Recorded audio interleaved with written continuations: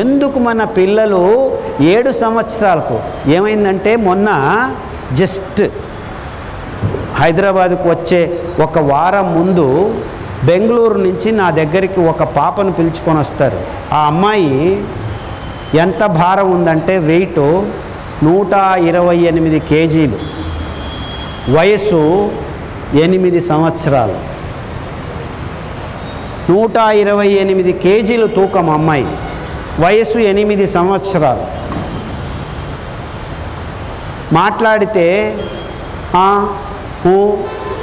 అని అంటుందే కానీ సరిగ్గా సమాధానం చెప్పట్లేదు. 6 నెలల క్రితం అమ్మాయికి ఈ సమర్థ కావటం మొదలుపెట్టింది. 3 వారాలు రక్తం స్రావం జరుగుతూనే ఉంది. డాక్టర్ ఈ విధంగా రక్తం నిలవకుండా ఆగకుండా వస్తూనే ఉంది అని డాక్టర్ దగ్గరికి తీసుకెళ్లారు, అలోపతి డాక్టర్ దగ్గరికి. 6 నెలల క్రితం జరిగిన తర్వాత నా దగ్గరకు వచ్చారు.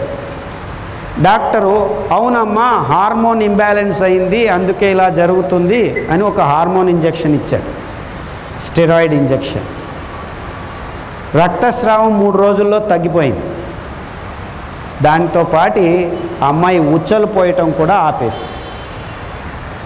అది గమనించలేదు, ఎందుకంటే పిల్లలు ఉచ్చలు పోసేది చేసి చెప్పరు కదా, పోయి పోసుకొని వస్తారు.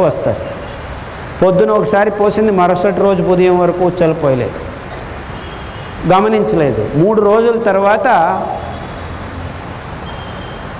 వాపు, ముఖం మీద వాపు, కాళ్ళ మీద వాపు మొదలైంది. అప్పుడు మళ్ళా డాక్టర్ దగ్గరికి తీసుకెళ్తారు. ఆ డాక్టర్ చూసి ఏమమ్మాయి ఉచ్చలు పోసావా అని అడిగాడు. అమ్మాయికి తెలియదు, పోసానేమో అలా అనటం మొదలుపెట్టింది. టెస్ట్ చేస్తే కిడ్నీస్ నెఫ్రోసిస్ అంటే కిడ్నీ వావటం, ఊత కావటం మొదలుపెట్టింది, వాచిపోవటం, ఇన్ఫ్లమేషన్ ఆఫ్ కిడ్నీస్ మొదలైంది. దానికోసం ఆ డాక్టరు యూరాలజిస్ట్ దగ్గరికి తీసుకెళ్ళండి అన్నాడు. ఆ డాక్టర్ దగ్గరికి తీసుకెళ్తే ఆయన ఇంకొక ఇంజెక్షన్ ఇచ్చాడు, ఉచ్చలు రావటం మొదలుపెట్టాయి. 3 రోజుల తర్వాత మళ్ళా ముట్టయింది. మళ్ళా ఆ డాక్టర్ దగ్గరికి వెళ్ళండి, ఆ డాక్టర్ ఇంకో ఇంజెక్షన్. ఇలా 3 నెలల్లో 30 సార్లు ఇక్కడ ఇక్కడ, ఇది ఆగితే అది పోవటం, ఇది పోడితే అది రావటం. చివరికి ఈ ఇంజెక్షన్ల ప్రహిం వల్ల అమ్మాయి తినటం ఎక్కువైపోయింది. ఏది కనిపిస్తే అది తినటం. ఒక చాక్లెట్ తినే అమ్మాయి 5 చాక్లెట్లు కావాలి, ఒక బిస్కెట్ ప్యాకెట్ తినేది 5 చాక్లెట్ బిస్కెట్ కావాలి, ఒక పిజ్జా తినేది 4 పిజ్జాలు తినదు, ఒక నూడిల్స్ ప్యాకెట్ 5 నూడిల్స్ ప్యాకెట్లు తినదు. 3 నెలల్లో 128 కేజీలు. చూసారా ఏమిటి ఈ కారణాలు? ఇలా ఈ అమ్మాయి ఒక్కతే కాదు, వందల మంది, వేల మంది. మీరు ఏ స్కూల్కైనా వెళ్ళండి, అమ్మాయిల లిస్టు తీసుకొని అమ్మాయిలు సమర్థ ఏ వయసుకి అవుతున్నారని చూడండి, 100కి 90 మంది ఈ విధంగానే తొందరగా సమర్థ అవుతున్నారు. అంటే అతి సహజంగా 14 వయస్సులో కావలసిన ఒక ప్రక్రియ మనం తింటున్న ఒక పదార్థం వల్ల ఇలా తయారవుతుంది. ఈ పరిస్థితి అమెరికాలో 30 సంవత్సరాల క్రితం వచ్చింది, ఇప్పుడు అలాగే ఉన్నారు. దీనికి కారణం మనం అన్నిటికీ అతి సంపూర్ణ ఆహారం అని చెప్పుకునే ఏమిస్తుంటాం పిల్లలకి పుట్టిన వెంటనే అమ్మ ఏమిస్తుంది? పాలిస్తుంది. అమ్మకు పాలు రావటం లేదని కాంప్లాన్ తాగించండి, మీ అబ్బాయి అమ్మాయి 3 పెట్లు పెరిగిపోతాడు అని ఒకవైపు అడ్వర్టైజ్మెంట్లు ఇస్తుంటారు. అంటే ఈ పాలు మనం పిల్లలకి మంచి జరుగుతుందని ఇస్తున్నాము. ఈ పాలను మనం ఉత్పాదన చేసే విధానం గత 20 సంవత్సరాల్లో పూర్తిగా అసహజంగా మారింది.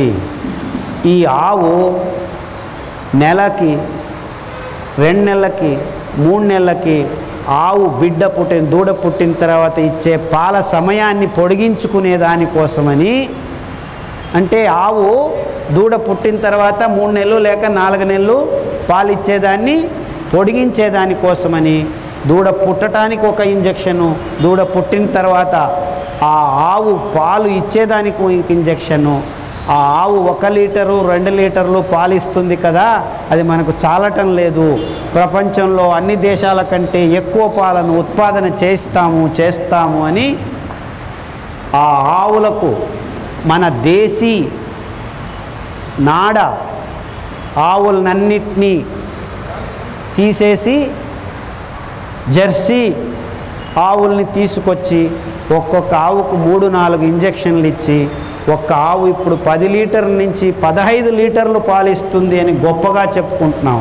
కానీ ఈ పాలను మన పిల్లలకిచ్చి ఆ పిల్లల సహజ రీతిలో నిజంగా 14 సంవత్సరాలకు సమర్థ కావాల్సిన ఆడపిల్లల్ని 7 సంవత్సరాలకు 8 సంవత్సరాలకు సమర్థాయత్లు చేసే ఘనత ఈ మానవ కులానికి మాత్రమే దక్కుతుంది. ఇది ఎంత భయానక పరిస్థితి అని ఎవ్వరూ గమనించట్లేదు, ఎవ్వరూ మాట్లాడటం లేదు. ఆ ఆవులకు ఆక్సిటోసిన్ అనే ఒక ఇంజెక్షన్ ఇస్తారు. ఈ ఆక్సిటోసిన్ హార్మోన్ అవశేషాలు పాలలో కూర్చుకొని మన దేహంలోకి వెళ్తాయి, మన పిల్లల దేహంలోకి వెళ్తున్నాయి. ఈ అవశేషం 1 రోజు కాదు, 2 రోజులు కాదు, 3 రోజులు కాదు, 4 రోజులు కాదు, సంవత్సరాల తరబడి పిల్లలకు పాలిస్తున్నాం. 3 సంవత్సరాలు. ఎంత అనాహుతం అంటే తల్లికి పిల్లకు పాలిచ్చేదానికి సమయం లేని నీచ స్థితికి దిగజారిపోయాం. 2 నెలలకే తల్లికి పాలు రావట్లేదు, డబ్బా పాలు ఇవ్వటం మొదలుపెట్టాం. అరే, తల్లికి పాలు వచ్చేట్టు ఏమైనా చేద్దామని చూడటం లేదు. పాలు నిలిచిపోతే చాలరా బాబు అనే స్థితికి ఈ పాశ్చాత్యుల్ని చూసి మనం ఈ పశ్చిమ దేశాల్లో జరుగుతున్న ఈ అవకతవకల్ని చాలా చాలా ఇష్టంగా మన దేశానికి ఆహ్వానించుకుంటున్నాం. ఈ ఘోరాతి ఘోరమైన విషయాన్ని మనం ముక్తసరిగా మాట్లాడుకునేదానికి కూడా ఎవరికి ఇష్టం లేదు. అంటే నేను రోగం గురించి మాట్లాడటం లేదు ఇక్కడ. ఎంత భయానక స్థితిని మనం మన పిల్లల్లో కలిగించాము. వాళ్ళేం తప్పు చేశారు అంటే ఇదే పాప 25 సంవత్సరాలు 30 సంవత్సరాల క్రితం జన్మించి ఉంటే ఈ అనాహుతి ఆ దేహానికి పట్టేది కాదు. తెలిసి మనం ఈ అసహజంగా పాలను ఉత్పాదన చేయటం వల్ల మనం మన పిల్లల నోట్లో ఏం వేస్తున్నాం? పాలా, హాలాహలమా? ఎంత ఘోరమైన పనిని మనం చేస్తున్నామో ఆలోచించండి. అంటే ఒకవైపు ఈ ఆవుల్ని అసహజ స్థితికి తీసుకెళ్ళటం, అది ఆహారం అనుకొని మన పిల్లల నోట్లో పోయటం, దానివల్ల ఇంత భయంకరమైన పరిస్థితిని నిర్మాణం చేయటం. పర్వాలేదు, ఒక ట్యాబ్లెట్ తీసుకుంటే, ఒక ఇంజెక్షన్ తీసుకుంటే సరిపోతుంది, నెల ఇంజెక్షన్లు తీసుకోవటం. ఈ విషయాలన్నీ 30 సంవత్సరాల క్రితమే అమెరికాలో జరిగాయి.